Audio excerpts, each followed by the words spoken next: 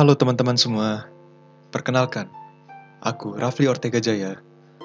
Aku berasal dari Prodi Sains Informasi Geografi kelas 1B. Pada kesempatan kali ini, aku akan menjelaskan materi mengenai lapisan atmosfer bumi.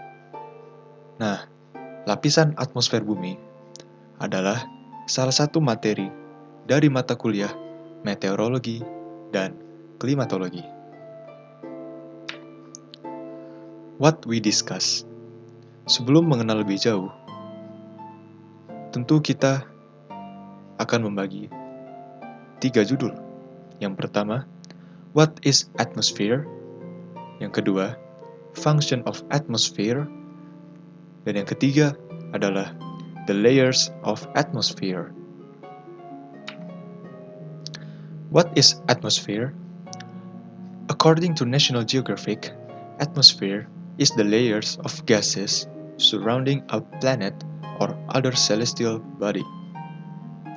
Nah, menurut National Geographic, atmosfer adalah susunan lapisan-lapisan gas yang mengelilingi atau mengitari planet atau benda-benda langit lainnya. Dalam konteks kali ini, kita akan membahas mengenai atmosfer di planet bumi. Tentu, teman-teman pasti pernah mengalami cuaca-cuaca yang ringan maupun yang lumayan ekstrim, seperti terdapat hujan, cuaca cerah, ataupun angin puting beliung. Nah, ketiga hal tersebut merupakan penyebab adanya atmosfer itu sendiri. Atmosphere stems from the Greek root words atmos, which means steam or vapor, and sphaira, sphere or globe, yang artinya adalah atmosfer berasal dari bahasa Yunani, yaitu atmos, yang artinya uap air, dan sphaira, yang artinya selimut. Jadi, secara etimologi, atmosfer itu adalah lapisan-lapisan gas atau lapisan udara yang menyelimuti sebuah planet, yang dalam konteks kali ini yaitu bumi. Earth's atmosphere is composed of about 78% nitrogen, 21% oxygen, and 1% other gases. Artinya adalah atmosfer bumi tersusun dari sekitar 78% nitrogen, 21% oksigen, dan 1% gas lainnya.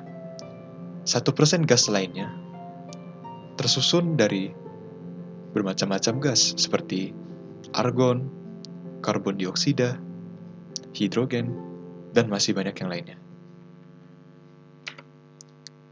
Selanjutnya kita akan membahas mengenai function of atmosphere atau fungsi dari atmosfer. Yang pertama adalah protecting the earth, yang artinya adalah melindungi bumi. Maksudnya adalah atmosfer berfungsi untuk melindungi bumi. Sebagai contoh, terdapat lapisan ozon yang mampu menyerap sinar UV.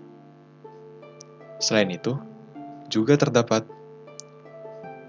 meteor tidak akan jatuh ke bumi karena ada atmosfer itu sendiri. Yang kedua adalah weather occur, yang artinya adalah tempat terjadinya cuaca. Seperti yang dibahas sebelumnya, atmosfer berfungsi sebagai tempat berlakunya cuaca-cuaca, bahkan fenomena alam lainnya, yaitu terdapat hujan, cuaca panas, dan iklim-iklim seperti iklim tropis, iklim subtropis, iklim sedang, dan masih banyak yang lainnya. Yang ketiga adalah container of gases, yang artinya adalah atmosfer berfungsi sebagai tempat penampungan gas. Seperti yang dibahas sebelumnya, atmosfer bumi tersusun dari bermacam-macam gas. Nah, Disinilah fungsi atmosfer, yaitu sebagai contoh, terdapat oksigen, yang mana itu turut membantu manusia untuk bernafas. Dan yang keempat adalah Technology and Transportation Development, atau pengembangan teknologi dan transportasi. Sebagai contoh, terdapat satelit-satelit di luar angkasa. Nah, itu sebenarnya satelit-satelit tersebut terdapat di lapisan termosfer. Dan terdapat pesawat udara yang melintas di belahan bahkan penjuru dunia. Nah, itu terdapat di lapisan stratosfer. The layers of atmosphere.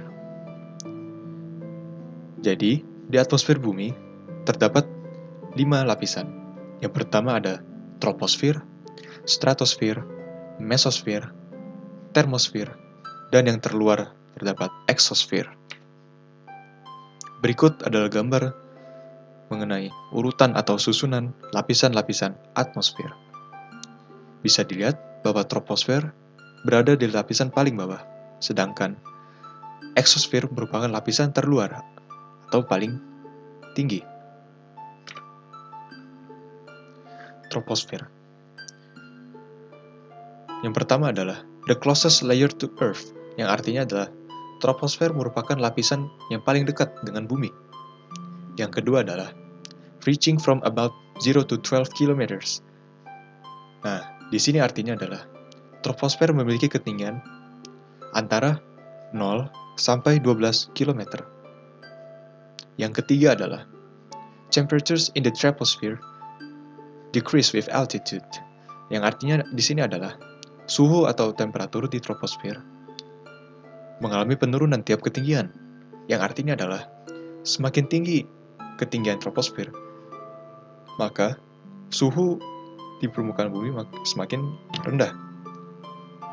Sebagai contoh, di pegunungan tentu lebih dingin dibanding di pantai. Yang keempat, layer where natural phenomenon occur. Di sini, troposfer berfungsi sebagai tempat terjadinya fenomena alam yang telah dijelaskan sebelumnya. Yang kelima, the majority of the mass of the entire atmosphere is contained in the troposphere between approximately 75 and 80%. Nah, di sini adalah troposfer berfungsi sebagai tempat penampungan gas, yang mana troposfer adalah lapisan yang paling banyak menampung gas, yaitu rata-rata 75-80%. Dan yang terakhir, clouds are located in this layer, yang artinya adalah awan-awan berada di lapisan ini. Yang kedua ada stratosfer. Yang pertama, next layer above troposphere, yang artinya adalah stratosfer adalah lapisan setelah troposfer. Yang kedua, reaching from 12 to 50 kilometers, yang artinya adalah ketinggian stratosfer itu sendiri berada di antara 12 sampai 50 km dari permukaan bumi.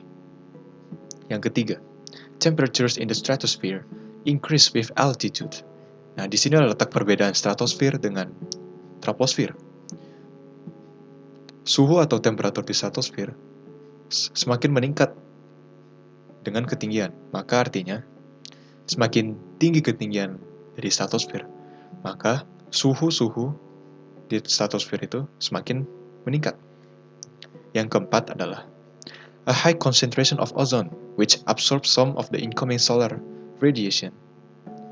Artinya adalah stratosfer memiliki banyak sekali gas ozon, yang mana ozon tersebut berfungsi untuk menyerap sinar radiasi. Sinar radiasi di sini yaitu sinar UV dari matahari, yang tentu sinar UV sendiri membahayakan bagi manusia. Dan yang terakhir ada airplanes fly in this layer. Pesawat terbang akan melintasi lapisan ini. Karena di lapisan ini sedikit terjadi turbulensi. Selanjutnya ada mesosphere. Next layer above stratosphere. Yang artinya adalah mesosphere berada di atas stratosfer, reaching from 50 to 80 kilometers. Mesosphere memiliki ketinggian antara 50 sampai 80 km. Temperatures in the stratosphere decrease with altitude. Nah, suhu atau temperatur di stratosfer akan mengalami penurunan setiap ketinggian. Bahkan, di mesosfer ini sendiri, suhu merupakan suhu paling dingin atau paling rendah di antara lapisan lainnya. The coldest temperature is minus 90 degrees Celsius. Yang mana artinya suhu terendah di lapisan ini adalah minus 90 derajat Celcius. Prevent meteors falling to Earth, atau mencegah meteor jatuh ke bumi. Nah, mengapa bisa demikian? Karena suhu di mesosfer sangatlah dingin. Oleh karena itu, meteor yang panas bahkan bisa berubah menjadi abu di lapisan ini. Selanjutnya ada thermosphere. Next layer above mesosphere, yang artinya adalah thermosphere berada di atas mesosfer, reaching from 80 to 700 kilometers. Nah, yang artinya adalah ketinggian termosfer berada di antara 80 sampai 700 km. The temperatures increase with altitude. Suhu atau temperatur akan meningkat tiap ketinggian. Selanjutnya, the hottest temperature is 1500 degrees Celsius. Suhu terpanas di termosfer adalah 1500 derajat Celsius. Nah, disinilah keunikan termosfer yang memiliki fungsi sebagai tempat terjadinya aurora, the occurrence of the aurora. Dan di sini juga berfungsi sebagai radio wave reflection atau pemantulan gelombang radio. Makanya di sini terdapat satelit-satelit seperti satelit telekomunikasi dan satelit lainnya yang mampu memantulkan gelombang radio. Dan yang terakhir terdapat exosphere, the outer layer of Earth's atmosphere, yang artinya adalah exosphere merupakan lapisan terluar dari atmosfer bumi. The altitude is until 10,000 kilometers, yang artinya adalah ketinggian exosphere bisa mencapai 10.000 kilometers. Gravity is so small. Di exosphere ini sendiri, gravitasi bumi sangatlah kecil. The highest temperature is 2200 degrees Celsius. Suhu tertinggi di lapisan ini adalah 2200 derajat Celsius. Tentu, ini merupakan sangatlah panas. Namun, di exosphere ini sendiri pun suhu tidak stabil. Yang kelima, no air pressure atau tidak ada tekanan udara. Dan yang terakhir adalah exosphere berfungsi sebagai tameng pertama dari sorotan sinar matahari. Baik, demikianlah penjelasan singkat mengenai lapisan atmosfer bumi. Mohon maaf bila ada kesalahan kata atau kesalahan informasi yang aku sampaikan. Sekian dan terima kasih.